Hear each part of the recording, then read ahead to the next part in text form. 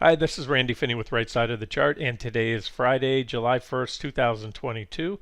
It is 10:52 a.m. Eastern Time. I'm starting the video, and I'm going to just start out with a brief update on the equity markets. There's really nothing new to report or no change because we've slogged around sideways for the last couple weeks here. We're still above the recent lows. It's been a lot of chop and slop recently. Of course, yesterday with the not only weekend, or I'm sorry, it was a quarter end window dressing. You had that going on. So I'm going to just show you where we're at, give you my thoughts for what they're worth, and take a look here, starting out with the longest term, bigger picture, the monthly chart. So this is the monthly chart of QQQ. Remember, QQQ is not the stock market, but it is in my opinion, one of the best gauges of the stock market because it has the heaviest representation of the market leaders, the same top components of the S&P 500. They're just more concentrated, and that would be Apple, Microsoft, Amazon, Alphabet, Tesla, Meta, all those companies. And here's it in a nutshell. You have a few things going on here, and this is a chart I cover from time to time. I loop back. It paints to me the biggest picture. It is a monthly chart, meaning every candlestick is 1 month of trading history, but we're going back here and to the beginning of what I consider the bull market that technically we're still in. Now I don't mean to be double speak. I talk about us being in a bear market, and by the metrics used by the mainstream media and the conventional metrics, a drop of 20% off the highs is a bear market. So the S&P and clearly the Nasdaq have both done that. However, when you look at if you turn off all the lines and just look at a trend, if you didn't know what time frame and somebody said, is this security in a bull or bear trend, you're going to say a bull trend, and this looks like a correction. And so again, you can make that case, you can call it whatever you want.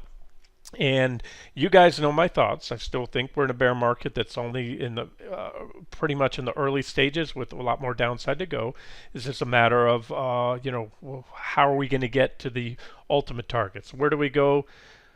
Longer term, let's not even go there now because it's so, my targets are a lot lower, and I don't think we're going to go straight there. Anything's possible. 219, about the 220 level would be the next target. But let me just point out, especially for those of you just catching up, or want to refresh on this is the primary bull market uptrend line. The Nasdaq 100 bottom, technically speaking, back in was it November of 2008, and every other index, S&P 500, small, mids, all the small caps, mid caps, they all bottom in March 09. So either way, those lows come in perfectly together with the uptrend line. So you have that uptrend line generating from that point. And there's your bull market uptrend line. Along the way, you've come back and checked it several times. In 2015, we had a little flash crash in the Nasdaq 100 and QQQ particularly.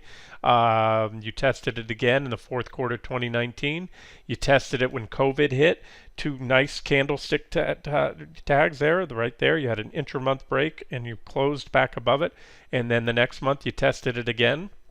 And here we are now. So from this perspective, this pullback has taken us to a major uptrend line support, the primary, the most longest term uptrend line that I have on the Nasdaq 100. So from that perspective, we are at support. We hit it last month and we closed above it, and this month we have a little doji going on so far because this is the first day of the month. That's why it's a flat candle, but that's that. So as I like to say, support is support until unless broken. So you can't write this market off just yet. Now on the flip side, the other indicator on here, or trend indicator I have, and one of my favorite, talk about it all the time, is this 20-month exponential moving average, a blue line here. I think you'd be hard-pressed to find a better indicator the way that I value indicators or judge indicators, and that is two components to keep it simple, is effectiveness and simplicity. The more complex an indicator gets, harder it is to understand. This one you could take a quick glance and it's that simple. When you are in a bull market, the 20-month acts as support. You buy pullbacks to support, and when your prices are above it, it tells you the trend is bullish. When you break that level, that's what happened back in the dot-com bubble burst back here in early 2000. Said get out of your 401k, quit buying pullbacks and dips, start shorting, and stay out of the market if you're not a short side or flexible trader, and then get back in when it crosses. That was the next bull market, and it did a phenomenal job of defining that trend. And then boom, when 2007 hit, when the market topped, you checked it there, you tried to recover it, and here this was solidly, you lost it right there in '08, right there before the meltdown, and got out, then it got back in.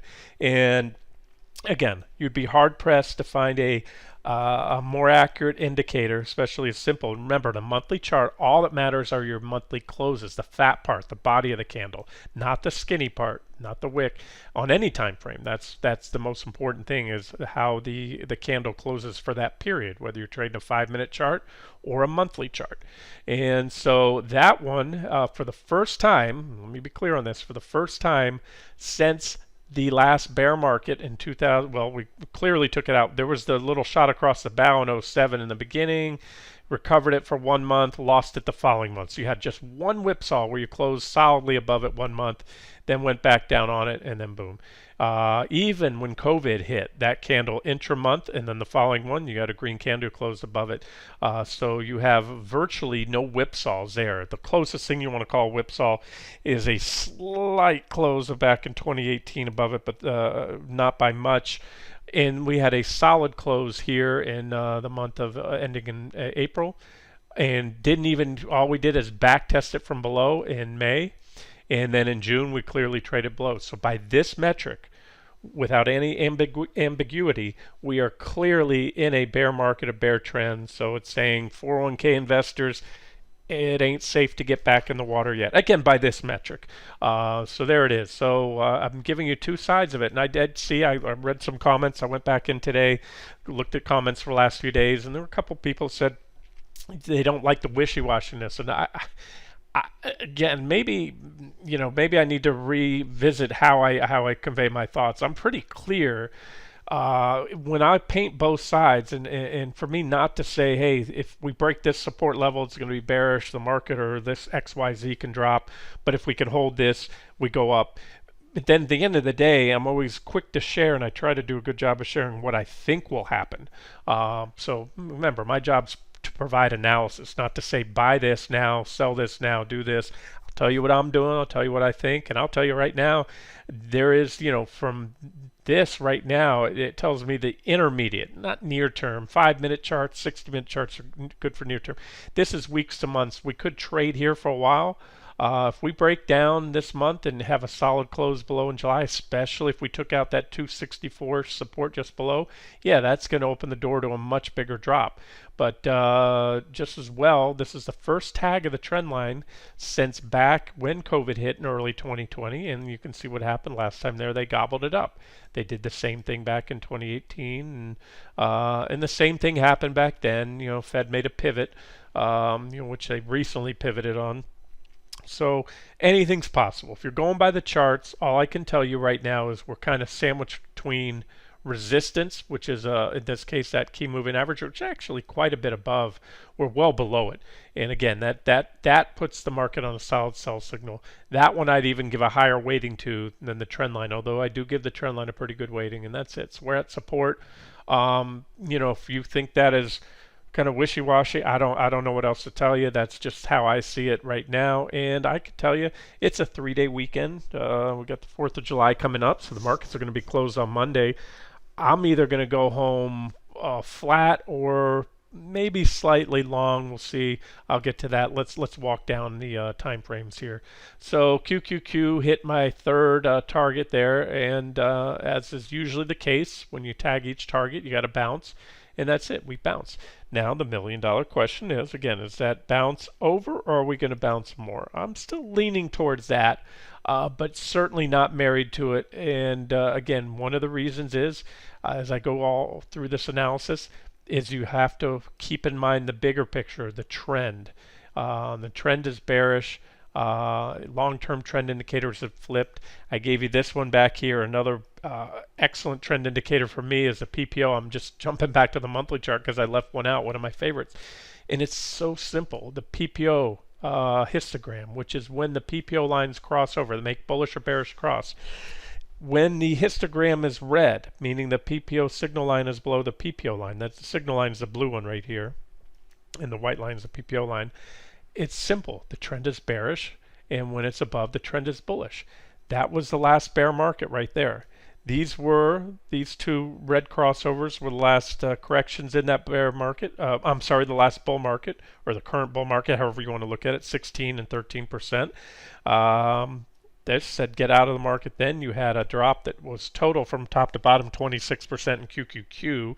Yes, the Nasdaq 100 dropped less because it's the actual index. QQQ being a security, an ETF, actually had a mini crash, and that was the drop from high to low. And it was also a sideways to down market for about 18 months. And it told you, if you're a 401k investor, stay out, or get ready to short, and or short if you're a flexible trader. And that's it. So all these red drops, even one bar right there, coincided with all the biggest corrections there. And now this tells me, and these were just corrections right there. This is what a bear market looks like. This is what it looked like back then, these deep red bars. So again, by most metrics that I have here, even though we haven't taken out that primary downtrend line, we are in a bear market. And again, by my analysis and just eyeballing this, another way to look at it, bear markets or corrections rarely end with a single wave. If you look at this, you really don't, on a monthly chart, you really don't see any counter trend bounces. You have one green candle, but we didn't really go up. This is just a move down. Bear markets and major trends and bull markets happen in waves. Even a corrective wave is usually at least a 3-wave cycle. You can count a 5-wave back on the 07 to 09 market, a primary 5-wave cycle, with the third wave being the largest, and that's usually the case. That would be, I'm talking about Elliott wave theory for those of you not familiar. Wave 1 down, 2 up, 3 down. 3 is always the most powerful wave. 4, and then final wave 5 again. And NQ truncated that 5. Every other index had a full new lower low on wave 5 down, and then the bear market was over. And again, from looking at this perspective, there hasn't even been there's been some counter trend rallies, certainly, that we traded on the 60-minute charts and even daily charts, but nothing here on this monthly chart so far. So again, I maintain my longer term bearish outlook. It's just, I don't know what the next week brings. My confidence isn't that high right now. But that's it. I can say that we hit and we're still above support there. I'm going to go down to the daily chart, and let's turn off all the lines and just try to do this as unbiased as possible. All I can tell you factually is that, or with certainty, is that we have positive divergence, or had it at this recent low and still in place right now. I can tell you that we're above the lows. So as this was a pretty impulsive drop, but again, you have these drops along the way, and the important thing is we're still above the lows for now, so you just can't write off the bull case, and that's where I am still leaning that way. I wouldn't put it at 80-90% that we're going to go up and have that 30% or so rally I talked about, but I would put it better than 50%. Or at least up to this level here. These are some of the targets I gave you. This bottom, this trading range right here. That's my uppermost target. And again, that certainly hasn't been eliminated. And I can say this too. And you don't want to hear this, but because it might be construed as wishy-washy analysis. But if we take a next week, let's just say Tuesday when the market's open, we gap down, and then they buy it up. All that's going to do is just extend these divergences, because these indicators, the PPO and the RSI down here below, are still making higher highs right now, right? I'm sorry, higher lows, and that is the definition of positive divergence. And again, it's how this happens. If we grind around for weeks or months, these divergences may get taken out, and probably will. But if it was a quick pop down and then they bought it up next week, made a marginal new low, I'll tell you, it would flush out a lot of weak-handed longs and suck in a lot of shorts. And if you got the reversal and the divergence was still intact, that would set the stage for a rally. Now, we don't have to have that. We still have the divergence. We're still off the lows, and we could rally. So here's the things to watch. Pretty much, I'll get to the very short-term charts, but you want to watch that downtrend line. A break above the downtrend line will be powerful. It's pretty well defined. I'm talking about this downtrend line here off the highs in early April right there. That's our current downtrend line right there to watch. And so that and this forms this this wedge pattern, right? And that wedge can grow. Sometimes these wedges grow a little bigger and they break out. And then sometimes a bullish falling wedge, particularly in a bear market, fails to play out, or you have a false breakout. I mean, there was an example right there. It was a tradable rally, and I'm talking about the same divergence, smaller at the time, and this right here, there was a little wedge, and we broke out, and there was a rally, but it got sold into. All right. And that is, signature bear market action. But just because that one failed doesn't mean this one will fail. And again, to ignore these divergences, especially of the scope, such a large divergence. The last time we had a comparable divergence was right here on the daily chart, and that led to a 17% rally. So a 17% rally, even if you catch only part of that, even if you catch half of that, then number one, if you catch it on the long side, you're doing better than a lot of people do in an entire year on their portfolio. And if you are short and you sidestep a good part or all of a 17% give back on your shorts, you're doing well. So to me, everything's about risk reward. I go back to the weekly chart.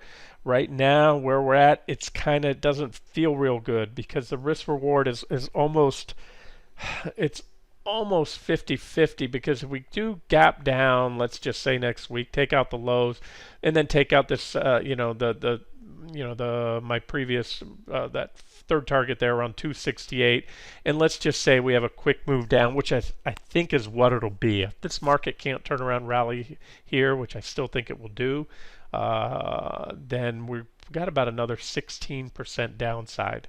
And again, I think it'll happen quick. I think it'll be kind of a washout move, but it's still not my preferred scenario. That one has lower than a 50% probability. If it didn't, if the odds were pretty good, I would be short right now. And I could be next week, depending on what happens. But I can tell you right now, I'm not going to go home short. If anything, I'll go home flat to mildly long right now. And if that changes by the end of the day, I'll let you know my thoughts. But there it is, guys. All right, so I don't want to go back and forth over the same things. I will wrap up with the 60-minute charts and show you. We can turn off all the lines. Let's just do that. And again, let's just keep it simple. Look at the key levels to watch right here, which number one is the downtrend line. This is the same trend line I give you on the daily chart. It's fairly well defined. You have your initial reactions up here. A couple reactions there. We got rejected, couple there, and then you have, which shows on the daily chart, not so much here. Shows better on the daily chart because we're zoomed out more, the divergence there. And again, that's it. So in the very, very near term, since we bottomed last on the Thursday the 16th, right there, right? Or was it? Yeah, Thursday. The very, very short-term trend, it's not clearly up. It was, because you had a pretty nice trend line right there, and you had those series of higher lows. But we still have, at this point, we could just shape out to what would be, this would be the new trend line if we can rally up here. And then you have the higher lows. And if we can go up here and take out this high, then you have the higher highs. So you still have the potential for an early, or what are the early makings of an uptrend. The fact that we took out that initial uptrend line, again, kind of muddles the picture up. And I'm not, let's just say I'm less bullish than I was back here. And I think I said that yesterday. So those are my thoughts. And if you want someone that has the convictions to tell you, oh, absolutely stay long, we're going to rally, or absolutely not, we're definitely going lower. Again, I would run, not walk away from that kind of analysis. There are times I'll step back and I'll just, I'll focus on where the opportunities are, whether it's natural gas, Treasury bonds. Let's get to Treasury bonds now. You know my thoughts on the market. Before I leave that, of course, the S&P 500 is also, one of the key indexes, so we'll look at that. Same thing, coming off a divergent low, still well above the recent lows right there. So you can't write off the chance for a rally yet. Most certainly not. And the small caps as well. Small caps also hit one of my price targets on the weekly chart recently. This is IWM right here, and hit that second target there. I have this third potential target, but this was support right here as well, 165. And we're back. Well, we're flirting with that whole support range. And what this is, that's why I have multiple lines. This was, you had a high here, you had a lower high here, you had a lot of resistance there. It was resistance again. So all this is a support zone. That's why you have all these lines in close proximity. And then this is the bigger trading range. This is, again, I removed the potential. I think we'll get down here, 144.20. It's just a matter, are we going to rally first and then get there? And that's what I think will happen. I think we're setting up. I think sentiment is about as bearish as I've seen. We're not there yet on my indicators. We're certainly not. I checked them today. I didn't want to cover them in this video because I can just tell you the put-to-call ratio is kind of still in the middle of no man's land. We have not seen that extreme spike that says the bear market is over. Here, I'll show you that. I feel once I mention it's like a little teaser. So this is the CPC, one of many. I have this is the total put to call ratio. I also have the equity only, and you can see up top here my excessive fear. Wait for a buy signal to go long and cover shorts. That's when you hit at least this level is about 153 right there.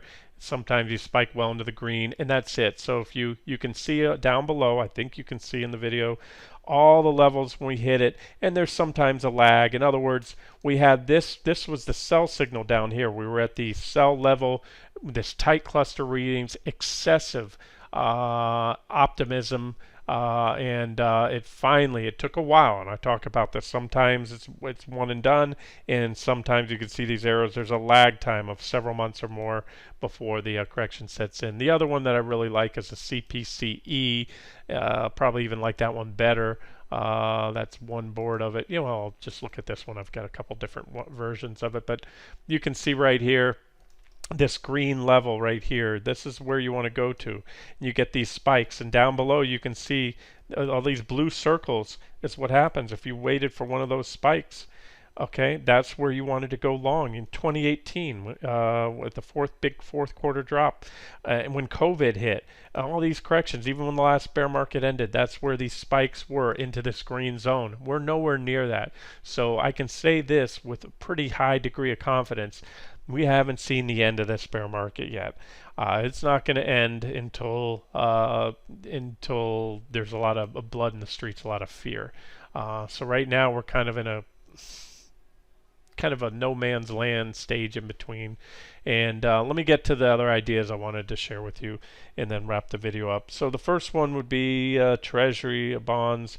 I'm going to start out with the futures, and I'll get to the charts of the yields and the actual ETFs as well. This is ZB. I just took a shot today, short on ZB. It's the 30-year Treasury bond futures. So that's the actual bond prices, not the yields. This is just a 60-minute chart, but you've got a pretty nice resistance level. You can see all these reactions here, most recent reactions. And then you have this big divergence. We've had a big spike up. I've been bullish. I pointed out this divergent low back here. I've pointed out, which I'll get to in a second, the case for more of a longer-term trend trade or swing trade. I still think we're going higher, but I think there's a little pullback to be had first, and then we might walk our way a little higher in bonds. But so a target, one thing to look for, you get a little uptrend line right here. Maybe pull back to that trend line for a quick trade. But if we break that, I'm going to add a level now. I just noticed here I need to mark this level up. I haven't even placed my OCO orders yet, my target and my stop. Stop will be a little above this, the recent highs today. That's where I shorted right before this level here. But pullback target will either be this trend line down here, or sometimes I'll just let it run. I'll put a stop and just move my stops down and see if I could hold out for a deeper pullback, maybe that 136.80 level. But let me show you the charts of the yields first. So the big thing I've been highlighting recently, I talk about how I'm longer term bearish on Treasury bonds, but I'll trade those within the longer term trend. This is probably the most important chart you can look at on Treasury bonds. This is the monthly. Nope, I need to go to the monthly chart. Here it is. Monthly chart of TYX. TYX is the 30-year Treasury bond yield. and I've talked about this one many times in the past. There's our primary downtrend line right there, and I have a secondary trend line right there, BOD, that purple line. And remember, we've been in a secular bear market in interest rates, meaning falling rates since the hyperinflation back in the late 70s, early 80s. It's been a decades of falling interest rates. Feds took it down to the floor here, artificially took it way below the natural trend, the channel that we were in. And so this was always my target right here, the top of this channel initially. And ultimately, I think we break out. I do believe we've begun a new secular bull market in rates, but nothing goes straight up. We've had a heck of a run from the bottom. We were very oversold. Again, I pointed out this chart quite a bit recently.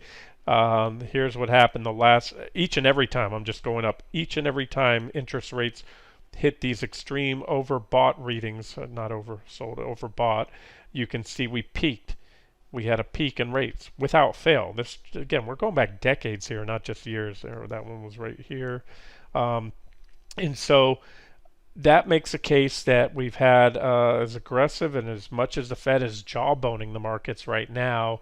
And sure, we've finally seen some real meat out of them with some hikes, but I think that's it for now. And I've told you before that people, I think even some professional traders, I believe, kind of get a little misdirected here and need to realize that when Powell or the Fed raises rates, they raise the federal funds rate. They don't raise the rate on the 30-year Treasury. They cannot set the rate.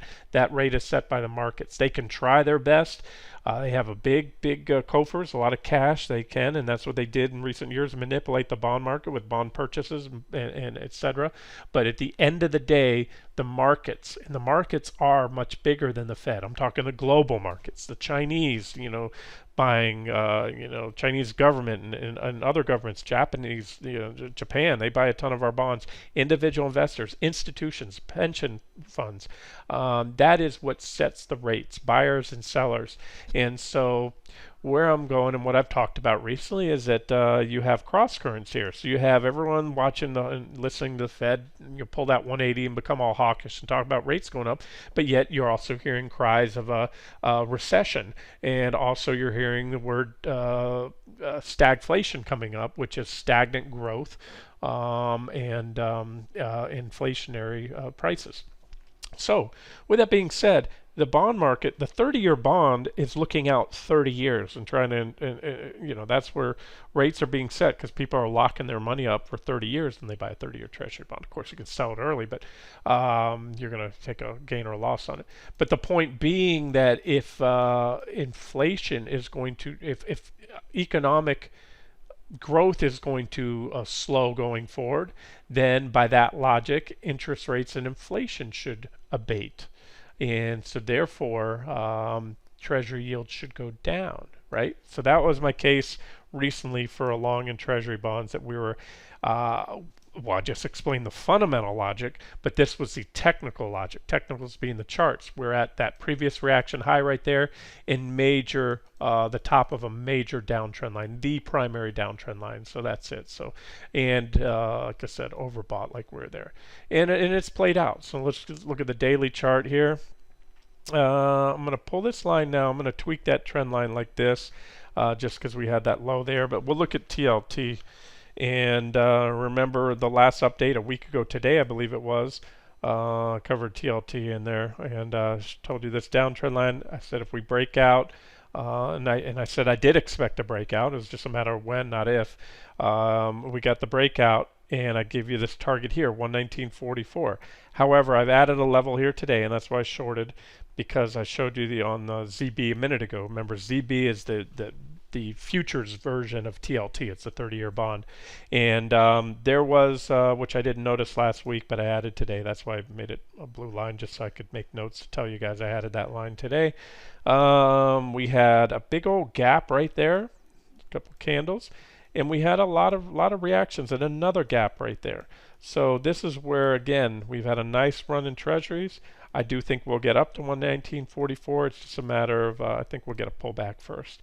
And now, bigger picture too on Treasuries, keep in mind, and this might play into, the 401k investor who has, limited options in there. You pretty much have options of U.S. stocks, small, medium, or large, growth and value, international stocks, and then bonds and cash. That's usually your options in a 401k: stocks, bonds, or cash, and any combination thereof. So, where I was adamant to not be in bonds for the first time, one of the few times in history, as I said months back, I said the outlook for both the stock market and bonds was abysmal, that they would probably both fall in tandem, and that's what happens. This is the beginning of the year. We had an unprecedented move. That's the worst first half of the year. The records have just been printed with yesterday's close in the financial markets since 1970, I think it was, they said. And that is because both the stock market and the bond market have fallen in tandem. So, bad things for pension funds who are already grossly underfunded and have most of their money in stocks and or bonds, and you didn't really have that benefit of the bonds going up when stocks fell. But all right, so that's already happened. There it is. So we're looking at big positive divergence, just like the stock market. And if you want to look at it from this logic, remember the Fed has just completely destroyed the natural workings of the financial market with all their manipulation, especially since hitting the nuclear button, pulling the nuclear option when COVID hit. And so what we've seen is everything is topsy-turvy.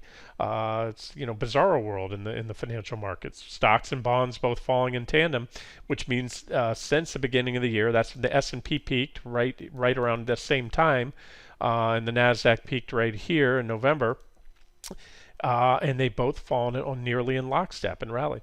And that's not the norm, but it is the current trend. So therefore, we could see both rallying, and we have. Remember, the stock market just bottomed recently, and so did Treasury bonds, and so that's kind of the trend right now. So the takeaway is you can trade them, but I would trade each on their own technicals, not. I would not use bonds as the traditional hedge that they've been for so many years, so many decades. Where if you have a certain portion of your portfolio in equities, you would take bonds as the cushion, expecting the bonds to go up. So I'm just saying this positive correlation between the two will not continue indefinitely. So don't bank on it as continuing. Again, the takeaway and what I'm doing is just trade each on their own technicals, and try not to rely on that correlation until if and when it starts to return, the inverse correlation, that is. Okay, now what I'll do, I'll wrap up one more thing. I'm going to hit on Bitcoin and then just gold and silver futures. I already gave you the charts on gold, GDX, and the euro, so I don't need to repeat that. You can check that post out. Let me just do an update on Bitcoin, and I'll continue to say what I've been saying for weeks. There are no guarantees, but most likely, I think Bitcoin's setting up. You have very strong, this is the futures, BRR, 60-minute chart. You still have big divergences. We took out this little support shelf here. And this whole thing is a potential to be a little whipsaw if we can get back up. So here's the chart I have now on BRR, on Bitcoin futures. I have a downtrend line right there, and then the top of this trading range. If that gets popped, I still maintain this target. And I also maintain what I've been saying before, that this whole move, which would be a rally of about 48% or so if that trend line's hit, is very unlikely to happen until and unless the stock market also rallies. So this, just like well, more so than Treasuries, is largely contingent on the stock market holding these recent lows and getting that rally that I've been talking about, which could take us as high as the 200-day moving averages. If it goes the other way next week, if the market breaks the recent lows and makes another run down to my next targets on the weekly charts, Bitcoin's going to probably going to follow. So in other words, to be long Bitcoin right now is to be long the equity markets to an extent. Sometimes it will march to its own drumbeat, but lately it's been following the stock market down, like everything else, peaking back around the time the markets peaked. Okay, and last but not least, brings me to gold. I'm just going to show you the gold futures chart, 60-minute chart. This is more of the realm of the swing trader. Look at this. There's our previous low in gold, which it ever so slightly undercuts. A little whipsaw slash AK potential bear trap there, followed by a pretty impulsive reversal so far. Little work to be done. That work would be this trend line right here. Oops, I messed up on it. Let me zoom in nice and tight for you. Again, looking before I do that, I'll show you this positive divergence right here. Pretty big divergent low. The last time we had a divergent low comparable to that was right here. You had a divergent low, see our positive divergence. And we had a rally. It wasn't a monster rally, but it was certainly a tradable rally from high to low. It was about, what is my percentage tell me, about 5.25%. But remember, dovetail this with my longer term analysis I gave you. If the euro can hold support and rally here, that's that really helps the long-term case for gold. If the euro breaks down and it's not just a little whipsaw, and again I'm talking about the weekly chart, that's not going to be good for gold because they tend to have the euro and gold are positively correlated, which is another way of saying the euro and the dollar are inversely correlated, the US dollar. All right, so that's it. So there's our positive divergence right there, and this is the downtrend line that needs to get taken out. First resistance level slash target 1842, and then you have resistance up here about 1875. That's a big one, and then you can see the other levels there. So if you're trading gold, those are the levels to watch, and if you're trading silver or silver futures, SI, that's your silver futures contract. This one had undercut the low right here, 2062. And in doing so, we put in a nice big divergent low right here. And I'm not crazy about the trend line, but that's about the best I can do right now. You'd have an alternative trend line coming in there, but look to see if silver can regain this level. If you want to play it safe, wait for a solid recovery back above 2622 right there. That was a pretty decent support shelf, and if they can recover that, they're going to take out that wedge or the downtrend line, and then it has a potential like gold to rally. And of course, that's also going to be highly, not completely, but highly contingent on what the euro does. Look at the euro, E7 euro futures, 60-minute chart as well. That's what we're looking at here on gold and silver futures. Again, this is just a 60-minute chart, but this is the bottom of that big support zone on the weekly. The euro, each and every time throughout its history, it's never gone below these levels, and every time it hit these levels, I showed you that chart earlier, it has rallied, and it has rallied significantly. So, history doesn't always repeat, but it often rhymes. There's the euro-US dollar pair, which is simply looking at the euro pretty much. And there it is. It's the top of the zone right there and the bottom of the zone. Top of the zone, bottom of the zone. That's where we're at now. Oversold. And, if we can rally, great. I gave you some potential targets. We break down. Sure. That's, any breakdown, and as long as it's up below that level, is bearish. The only thing we would be bullish would be a breakdown followed by a swift recovery, because then that would be a whipsaw, and that's about you almost have to count on whipsaws nowadays. They're so common in the markets, whether it's due to the algos that are sniffing out those levels and then pulling down and initiating the fake whipsaws, because or the trading desk, maybe it's human hands doing it. With enough capital, you can bring a stock down below a level, hit all the stops, profit from going short, and then turn around and buy it long and reverse, engineer that false breakdown, because fewer things in trading and investing are more bullish than a false breakdown or a failed breakdown. And that's it, guys. So that's where we're going to leave it. And might be for the week. I don't know if there's anything else for me to add. If there's something I haven't covered that you want to know, just drop a line under this on the comment section here. But just remember, this is the last week in the market, and that's it. We're still above the lows. We're kind of grinding around, and I don't think we're going to have a definitive resolution today, meaning a solid break below there. Even a marginal break wouldn't change much, or a break out of the trend line. I think this is going to be continued next week. And remember, futures will start trading over the weekend, but it won't be until Tuesday morning before the queues reopen after they close today. So either take it light into the weekend, close out, go to cash, hedge up, or if you're aggressive, you can bet it one way or another. But Like I said, the odds aren't great either way right now. I'm still leaning this way, but certainly not married to it, and certainly not going to take home a big position, because you absolutely cannot rule out a pretty big gap. And a gap can be big in this market. I mean, that's what this market's plagued with. We're in a bear market. The gaps, whether they're downside bearish gaps or upside bullish gaps, can be pretty powerful. So just keep that in mind with your position sizing, especially heading into a 3-day weekend. All right, guys, I'm going to wrap it up here. This has been Randy Finney with Right Side of the Chart. Have a great and happy 4th of July holiday.